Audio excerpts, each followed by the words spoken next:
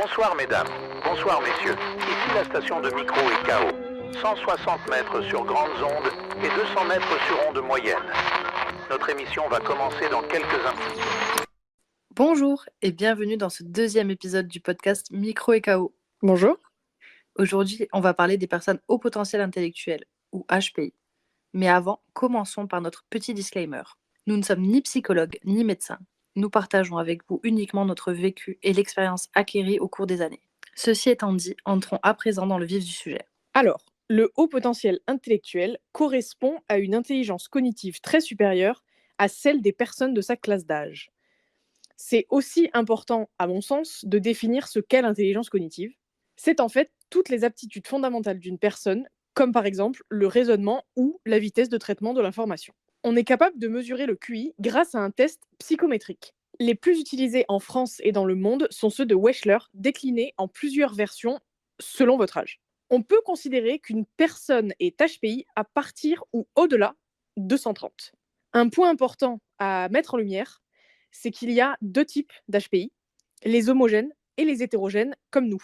L'homogène, c'est celui qui a des scores similaires sur chacun des indices testés du QI. Et l'hétérogène, c'est celui qui présente des écarts de 15 points et plus. Le test de QI se sépare en 4 familles. La compréhension verbale, la mémoire de travail, le raisonnement perceptif et la vitesse de traitement. Ça dure entre 2 et 4 heures selon les cas. Un autre truc à savoir aussi, c'est qu'il n'existe pas vraiment de profil type d'HPI. Il peut y avoir autant de profils d'HPI que de personnalités différentes finalement. Regardons un petit peu les choses d'un point de vue scientifique. Des études ont pu montrer, grâce à l'imagerie IRM, des particularités physiques au niveau du cerveau des personnes à haut potentiel. Tout d'abord, au niveau du corps calleux. C'est la partie qui relie les deux hémisphères du cerveau entre elles. Ce corps calleux est donc plus dense en fibres nerveuses. Ensuite, au niveau de la substance blanche, l'épaisseur de la myéline qui gaine les neurones est plus importante. Pour finir, le tissu glial composé de cellules qui nourrissent et soutiennent les neurones est de meilleure qualité. Nous pouvons dire du coup que les personnes HPI ne sont pas un phénomène de mode ou une excuse. Il s'agit vraiment d'une réalité qui est prouvable par l'appui de l'imagerie IRM et fondée sur des observations et des études scientifiques. Tout à l'heure, on abordait le fait qu'il y avait autant de personnalités qu'il y avait de personnes HPI. Alors, c'est vrai, mais il y a quand même des caractéristiques, 3 caractéristiques qu'on va retrouver chez la plupart des personnes qui sont HPI. Chloé, je te laisse les introduire. Alors, la première caractéristique, ça va surtout être le fait de penser, mais pas juste penser.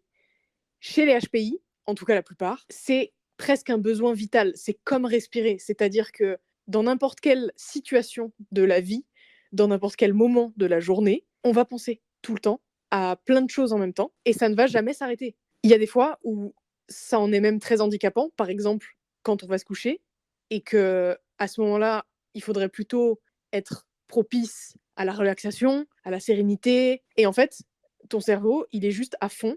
Et moi, des fois, je mets 1 voire 2 heures à m'endormir parce que mon cerveau part dans tous les sens et je n'arrive pas à le calmer. Mais du coup, tu penses à quoi exactement? Tu penses à ce que tu as à faire le lendemain ou c'est vraiment des pensées qui sont totalement aléatoires? Les 2. Ok, super. C'est les 2. Ça peut être des trucs très terre à terre, comme tu disais, les rendez-vous, les trucs que tu as à faire, ou des scénarios dans lesquels je suis dans mon univers parallèle, je pense à des trucs, je m'invente des situations, des vies. C'est les 2. Ok. Pour le deuxième, ce serait plutôt du côté des sens. C'est-à-dire que on va avoir comme des sens plus aiguisés. On va remarquer des détails plus vite et plus souvent que les autres personnes. Donc dans ces cas-là, ça peut être une force dans pas mal de domaines et dans d'autres, ça peut devenir une vraie faiblesse et un vrai problème au quotidien parce qu'en fait, on est vite saturé. Pour ce troisième point, je vais prendre un extrait d'un livre que je trouve hyper intéressant, que je vous donnerai en fin de podcast, qui est le point de l'hyperlatence. En gros, c'est le surinvestissement d'un processus principalement inconscient et dont le seul résultat est parfois visible de l'extérieur. C'est-à-dire, le cerveau va réassembler les dernières expériences vécues et les comparer avec des expériences antérieures du même ordre pour se créer un modèle de compréhension et d'interprétation de la réalité. Modèle qu'il va être en mesure de projeter sur des situations ou des idées nouvelles et sur différentes simulations du futur. Donc en gros, ça peut être très cool pour justement analyser ce qui va potentiellement se passer et être capable donc de prévoir. Mais en même temps, ça peut être un handicap parce que vos schémas de pensée vont être un peu biaisés et donc vous allez être persuadé qu'il va arriver un truc alors qu'en fait ça n'arrivera pas. Je vous donne un exemple. Vous allez à la boulangerie. Ça vous arrive, on va dire 4 fois. La 5e fois, vous allez y aller et vous allez vous tordre la cheville. Alors là, comme ça paraît un peu bête, mais dans votre cerveau d'HPI, vous allez réanalyser l'information en boucle et en fait, petit à petit, votre cerveau va un peu vous persuader que si vous retournez à la boulangerie, vous allez peut-être vous recasser la cheville. Ouais, en fait, c'est ton cerveau, il essaye en permanence de faire des liens. Ouais, exactement. Bah, c'est vraiment important de se faire diagnostiquer parce que moi, tu me le dis comme ça de l'extérieur, je suis pas du tout au courant de ce que c'est l'HPI, etc. Pour moi, c'est l'anxiété, tu vois. Enfin, moi, je sais que c'est mon cerveau d'anxieux qui réagit comme ça, ou peut-être pas. Du coup, peut-être que c'est mon cerveau d'HPI, j'en sais rien au fond, mais parce que le fait est que je suis anxieuse, hypersensible et HPI. Moi, pour moi, c'est mon cerveau d'anxieux qui réagit comme ça en me disant bah, je vais faire du vélo 5 fois, la 6e fois, je vais tomber, bah, je vais avoir peur parce que dans ma tête, mon cerveau aura fait le lien de bah, le vélo, en fait, si je monte, c'est dangereux, je vais tomber. Alors que les 5 premières fois, ça s'est super bien passé. Alors, je pense déjà premièrement que c'est un mix et deuxièmement, c'est un lien. Tu vois ce que je veux dire? Je pense que Ouais, c'est ok. imbriqué, un espèce de nœud compliqué. Ouais, ça fait un micmac plutôt Ouais. de l'anxiété plus l'hypersensibilité plus le fait d'être HPI. Un HPI va forcément d'office penser, y repenser, y repenser, y repenser, y repenser. Et en fait, à force de faire ça, je pense que ça fait naître un peu l'anxiété de imagine ça arrive vraiment.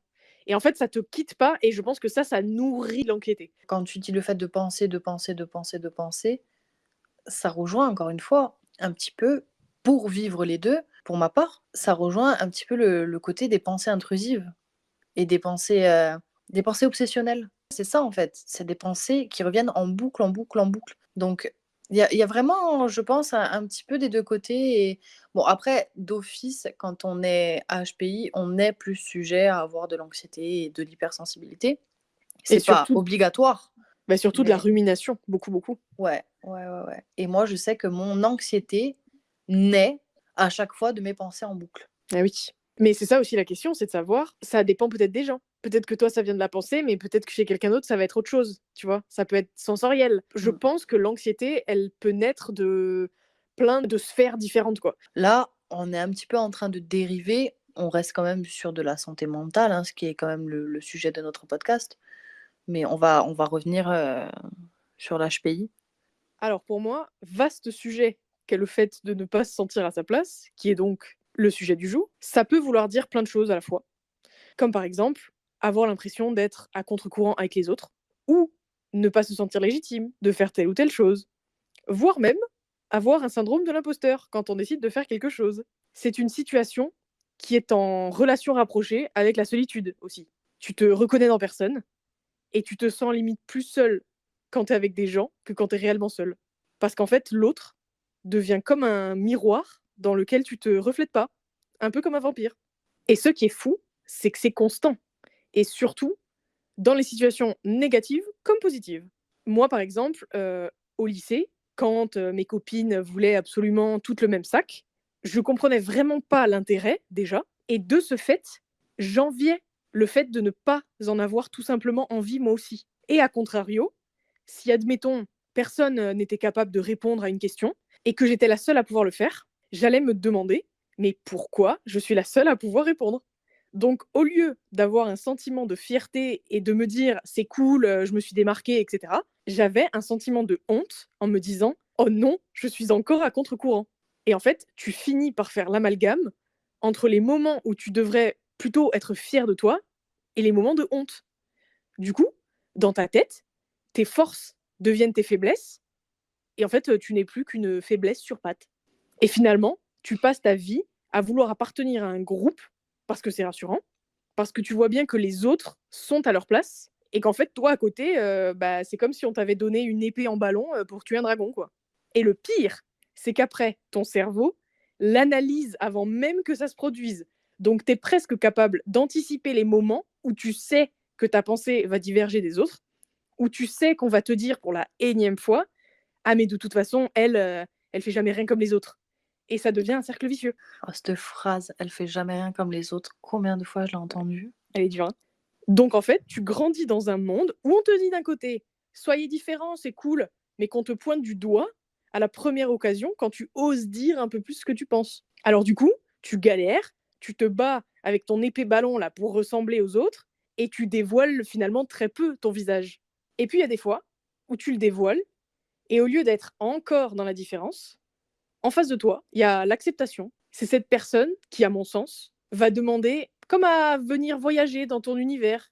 Et quand tu tombes sur des personnes comme ça, bah ça montre que finalement, tu peux aussi trouver des gens qui s'en foutent que tu sois différente. Parce qu'en fait, ils viennent poser un regard qui est nouveau, un prisme qui te fait voir que les différences que tu pensais comme des faiblesses sont en fait des forces. Et toi, à partir de là, tu acceptes que ton chemin sera juste différent de celui des autres et que tu vas finir par le battre, ce foutu dragon, avec ton épée ballon là. Tu poses un regard plus doux sur toi, tu arrives à entrevoir ton potentiel, et tu commences petit à petit à savoir utiliser tes forces.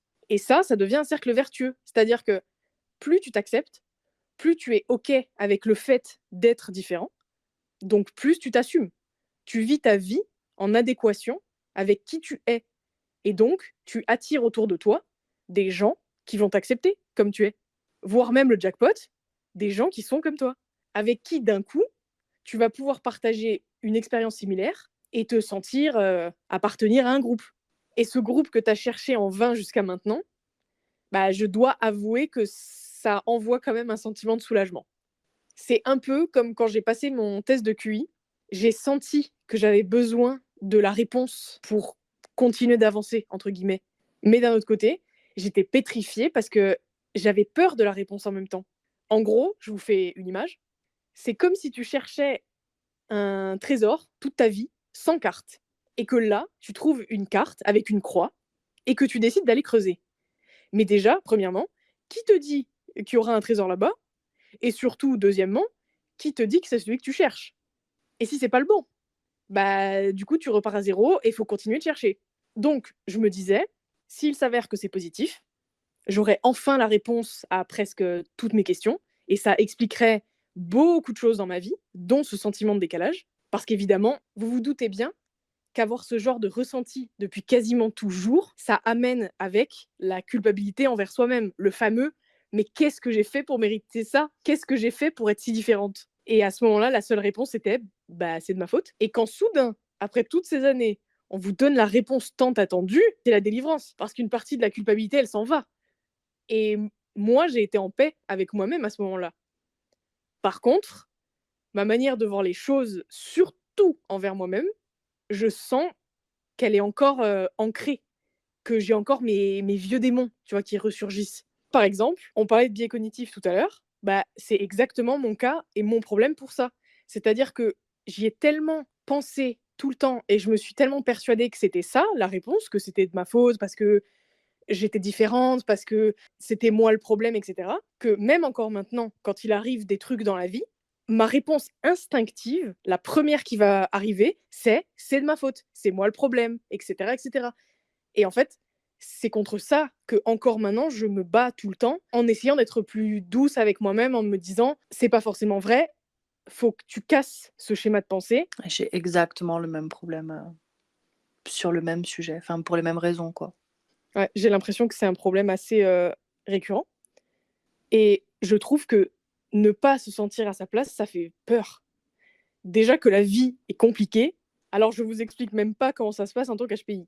Et pourtant, avec la force du temps et les connaissances, je trouve qu'on finit par se créer un peu notre propre place et trouver nos compagnons de route qui rendront un peu l'expérience plus douce et plus fun. Comme un bon 5 étoiles sur 5 sur TripAdvisor finalement. J'ai pas vécu l'expérience de la même manière dans la mesure où, comme on parlait dans l'épisode numéro 1, moi j'ai toujours su que j'étais hypersensible et en fait, le fait de ne pas me sentir à ma place, je pensais vraiment que c'était dû à l'hypersensibilité. Mon diagnostic d'HPI, je l'ai reçu un peu tard, je l'ai reçu l'été dernier et du coup, c'est vrai que ce problème-là de pas me sentir à ma place, d'avoir l'impression d'être différente, l'impression de penser différemment, l'impression de ne rien faire comme les autres, je pensais vraiment que c'était dû à mon hypersensibilité et pas au fait que je sois HPI.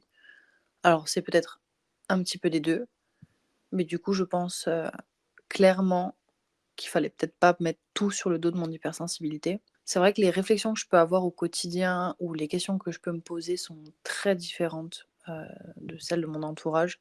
Je ne peux pas passer plus d'une minute sans penser à quoi que ce soit. En fait, je suis tout le temps en train de penser à quelque chose, tout le temps.